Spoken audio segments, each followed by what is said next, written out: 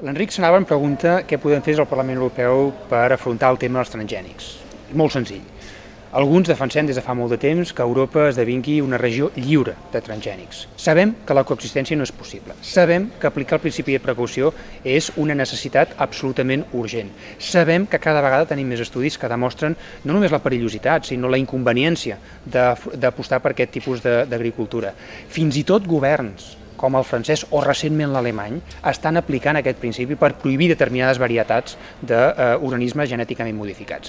L'estat espanyol s'ha quedat sol i s'està quedant sol al Consell. És hora que també reaccionem d'una manera ferma des del conjunt de l'estat espanyol i particularment des de Catalunya, que és on tenim en aquests moments el major nombre d'hectàrees cultivades amb aquest tipus de producció.